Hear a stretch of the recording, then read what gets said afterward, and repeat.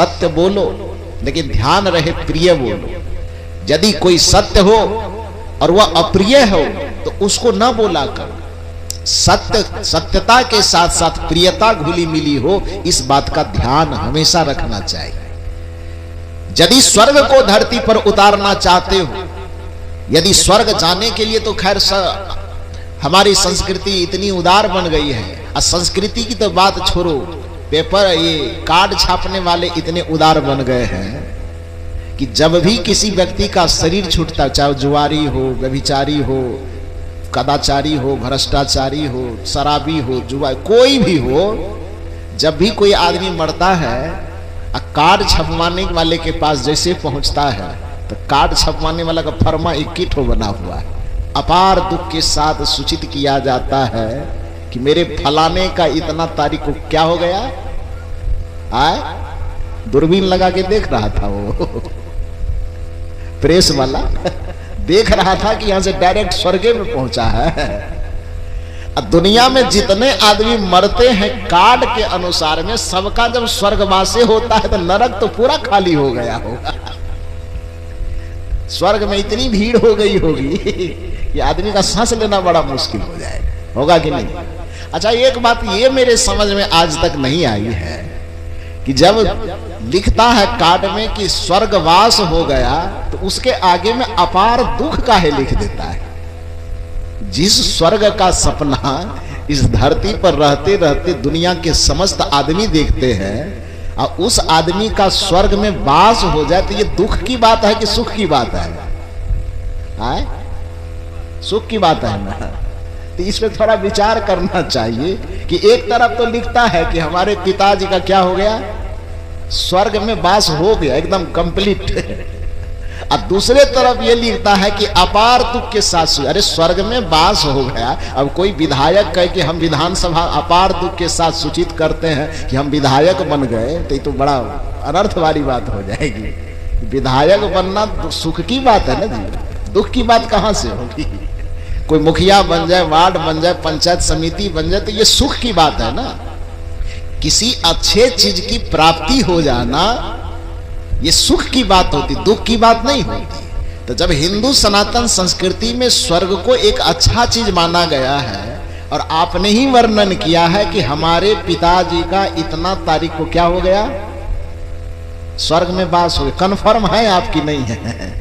यदि कन्फर्म है कि सीधे स्वर्ग में वास हो गया है तो फिर उस स्वर्गवास के साथ में अपार दुख आपने क्यों लिखा? इसका मतलब स्वर्ग की प्राप्ति में भी व्यक्ति को दुख होता है, इसका सीधा सा अर्थ यह है कि आपने कागज पे खाता बही पे लिख तो डाला है कि स्वर्गवास हो गया है, लेकिन मन में कंफ्यूज है कि पता नहीं नरके वास हुआ है क्या। इसीलिए आपका दिल धुकमुका रहा है। कार्ड वाला जबरदस्ती लिख दिया है कि स्वर्गवास हुआ है। खैर जो भी हो, मरने के बाद स्वर्ग पाने की बात सच हो झूठ हो उसको हम बहस नहीं करेंगे, लेकिन यदि जीते जिंदगी अपने जीवन में स्वर्ग चाहते हैं, सुख का आ जाना ही स्वर्ग का आ जाना है। आपके जीवन में शांति का आ जाना ही स्वर्ग का आ जाना है। आपके जीवन का चैन से गुजर बसर होना, प्रसन्नता से मुस्कुराते हुए जीवन जीना, यही आपके जीवन में स्वर्ग का आगमन होना है। और यदि अपने जिंदगी में आप स्वर्ग को उतारना चाहते हैं तो उसका फार्मूला ये संत देते हैं। मृदुबानी सुंदर बर्ताव सभी गुणों की खान है, प्रेम की गंगा बहे जहां पर वह घर स्वर्ग समान है। मृदु वाणी, सबसे पहले वाणी मृदु, मृदु का मतलब कोमल होता है, मुलायम। मृदु वाणी सुंदर बर्ताव, मीठी वाणी। अब बर्ताव माने व्यवहार, जिस किसी भी के साथ आपको व्यवहार करना हो थोड़ा सुंदरता के साथ कीजिए, सजा के कीजिए। क्योंकि कोई व्यक्ति धन के मामले में गरीब हो सकता है, कोई व्यक्ति हो सकता है कि पद के मामले में गरीब हो, कोई व्यक्ति हो सकता है कि शिक्षा के मामले में गरीब हो, कोई व्यक्ति हो सकता है कि मकान के मामले में गरीब हो, कोई हो सकता है कि कपड़े के मामले में गरीब हो, लेकिन व्यवहार के मामले में कोई गरीब कैसे हो सकता है? क्योंकि व्यवहार तो वह अपना निजी संपत्ति है, व्यवहार किसी के द्वारा दिया हुआ संपत्ति नहीं होता। इसलिए कम से कम व्यवहार के मामले में तो किसी को गरीब नहीं होना चाहिए। सामने में कोई आता है और यदि हम मुस्कुरा करके मिल लेते हैं तो उसमें हमारा क्या घटता है? सामने में कोई व्यक्ति आता है, हाथ जोड़ करके उससे हम मिल ले तो उसमें किसका क्या घटता है? इसमें कौन चीज लगता है? जमीन बिक रहा है कि मकान बिक रहा है कि केवला ट्रांसफर हो रहा है? कोई आता है, हाथ जोड़ करके मिलो ना, थोड़ी मुस्कुराहट के साथ मिलो। यदि आपके सामने आ जाता है, दरवाजे पे कुर्सी हो तो आप आदर से बैठाओ कि कुर्सी पर बैठिए।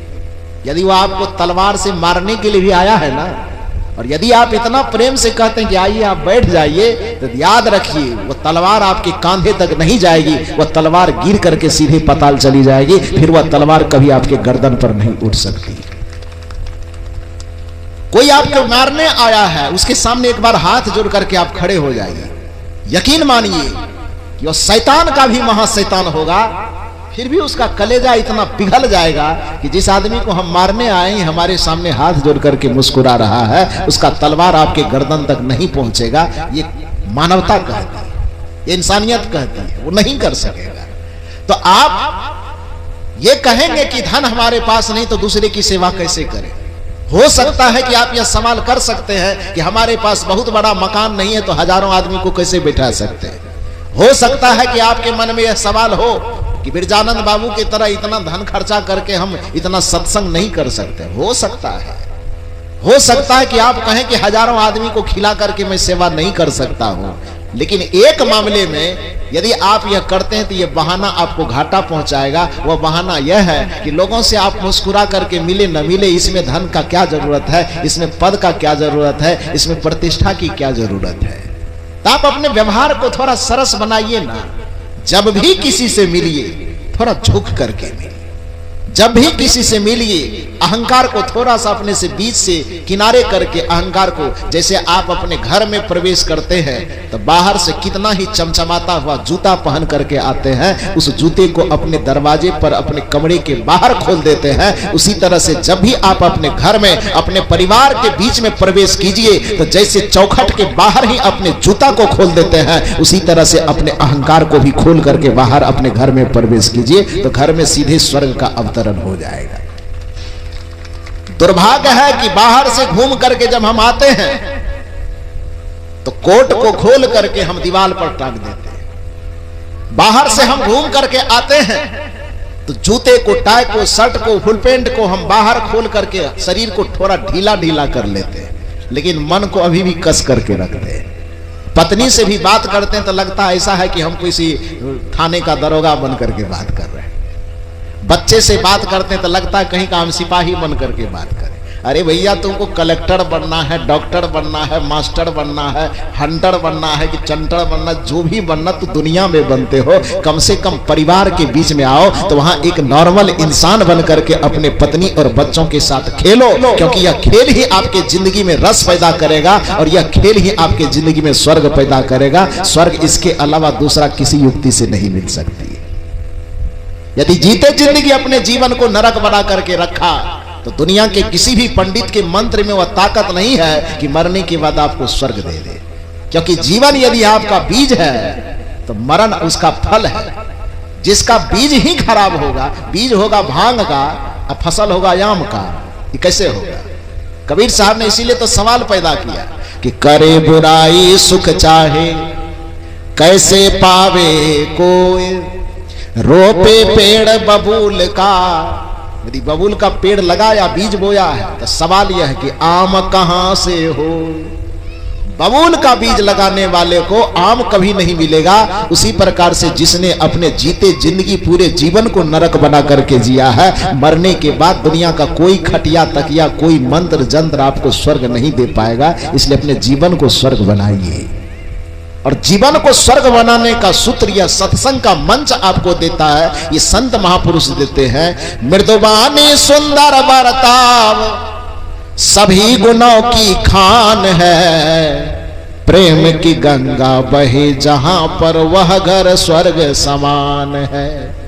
प्रेम की गंगा बहे जहां पर वह घर स्वर्ग समान है। तो वाणी मीठी हो, व्यवहार में सरसता हो, हृदय में प्रेम भरा हुआ हो, तो फिर अलग से स्वर्ग खोजने की जरूरत कहां से पड़ेगी। आपका जीवन जहां रहेगा वही स्वर्ग रहेगा। तो मैं कहानी सुना रहा था, कौन चीज वाला, कौवा सफाई करने के लिए आया। तो ब्रह्मा जी ने उस व्यक्ति की भी शिकायत सुनी कि ब्रह्मा जी मेरी क्या गलती है कि सब कौवा को भेजे तो पूरी दुनिया को साफ कर दिया, पूरी दुनिया की गंदगी साफ हो गई, मेरा घर क्यों बच गया अकेला। ब्रह्मा जी ने कहा ये शिकायत तो सुनने के लायक है। कौवों को बुला के इधर आओ, क्यों छोड़ दिया इसका।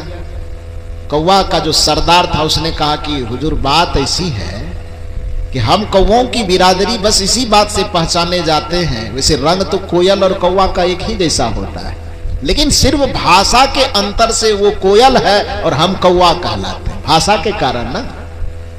और मेरी आवाज की पहचान है कि हमेशा कर्कश काए काए काए काए करते रहते, इसलिए हम कौवा कहलाते। तो हम तो जाते थे सब जगह साफ करते करते, उस घर पे भी हमारी नजर पड़ती थी कि जाना है उस आंगन में उतरना है और उस घर के चारों तरफ जो गंदगी पसरी हुई है उसको भी साफ करना है। लेकिन जितना बार हम उस घर में उतरने की कोशिश किए, उतना बार उस घर में रहने वाले जो भी पति पत्नी सास ननद भौजाई जो भी रहता होगा वो आपस में लड़ लड़ करके इतना कैं कैं कैं कैं करती थी कि हमको लगता था घर में तो पहले से 10 ठो कौवा है, तो अकेले हमको जाकर जहां जाने की क्या जरूरत है। मतलब समझे कि नहीं समझे कि हम कौवा कैकियाने के चलते तो कौवा है।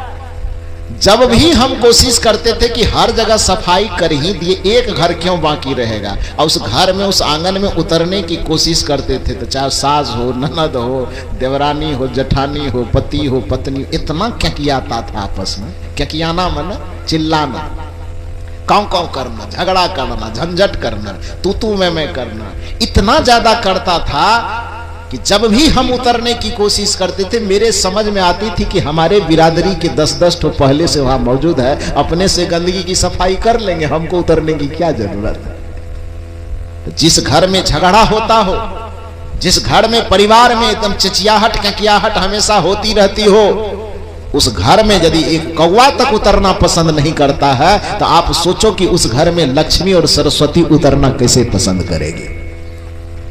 जिस घर में जिस दरवाजे पर कौवा तक बैठना पसंद नहीं करेगा, उस घर में और दरवाजे में भगवान आना कैसे पसंद करेगा, धन आना कैसे पसंद करेगा, विद्या आना कैसे पसंद करेगी। तो अपने घर में दरवाजे में परिवारों में यदि विद्या सरस्वती लक्ष्मी सबको आप अपने घरों में उतारना चाहते हो तो सबसे पहले अपने वाणी को कोमल करो, व्यवहार को सरस करो, तभी जाकर के आपके जीवन में कुछ सरसता आएगी, आपके घर में परिवार में कुछ उन्नति और तरक्की आएगी। तो जीवन में मंगल लाना सब चाहता है, लेकिन मंगल लाने लायक काम कोई नहीं करता। बीज लगाइए मंगल का, फल भी मंगल ही मिलेगा। बीज लगाइए शुभ का, फल भी शुभ ही मिलेगा। बीज लगाइए सुख का, फल में सुख ही मिलेगा। और यदि आपने किसी के साथ बुरा किया तो फिर वह बुराई लौट करके आपके पास आएगी। एक गुना नहीं, जैसे बीज एक लगाने पर फसल उसका 10-20 मिलता है ना। कोई गेहूं का बीज खेत में एक ठो लगावे तो 6 महीने या 3 महीने के बाद जब फसल काटने जाएगा तो फसल में जो दाना मिलेगा एक ही मिलेगा, तब ज्यादा मिलेगा। यदि आपको यह लगता है कि बुराई का बीज कोई नहीं देख रहा, वो बुराई का बीज कैसे मिलेगा, तो ये गलत सोचते हैं। क्योंकि बुरा करने के वक्त में भले ही आपको लगता है कि वह छिपा हुआ है, कोई देख नहीं रहा है, लेकिन प्रकृति का यह नियम एक समय में आके चिल्ला चिल्ला के कहेगा। एक उदाहरण मैं आपको देता हूं कि एक महात्मा जी सड़क से जा रहे थे, सड़क के किनारे में एक किसान कोई फसल का बीज छींट रहा था खेत में। संजोग ऐसा रहा होगा कि महात्मा जी भूखे रहे होंगे, खाना घर से खा करके नहीं आए होंगे, और अचानक गर्मी भी बड़ी तेज थी। तो एक तो भूखे पेट में उसका माथा अपने आप गर्म था, घर में भी कुछ विवाद ऐसा रहा होगा जिसके कारण उसका माथा थोड़ा उलझन में था। धूप की गर्मी तो लग ही रही है। 12 बजते बजते अचानक सड़क पर से एक महात्मा जी गुजरे और उस किसान से पूछा, भैया किसान बताओ खेत में क्या बो रहे हो। किसान तो हालांकि भोला भाला ही होता है, सरल होता है, लेकिन एक बेचारा घर का झंझट वाला टेंशन, भूख का टेंशन, और धूप की गर्मी से माथा खुद ही गर्म था। उस गर्मी के प्रभाव में वो किसान बेचारा थोड़ा चिड़चिड़ा होकर के महात्मा जी से कहा, क्या बोले हैं, क्या बोले, क्या पूछते हैं, जाइए ना दूसरे का दही चुरा के मतलब दिखाइए, क्या बोल रहे हैं नहीं बताए। महात्मा थोड़ा मुस्कुरा करके पूछे, अच्छा भैया नहीं ऐसे पूछ रहा हूं, क्या बोल रहे हो जरा सब बता दो। किसान का दिमाग यदि ठंडा होता, पेट भरा रहता, तो शायद इतनी कड़क जवाब वो न देते, लेकिन वो थोड़ा मिजाज गरम था, जिसके कारण से कड़क भाषा में 2-4 बार जवाब दे दिए।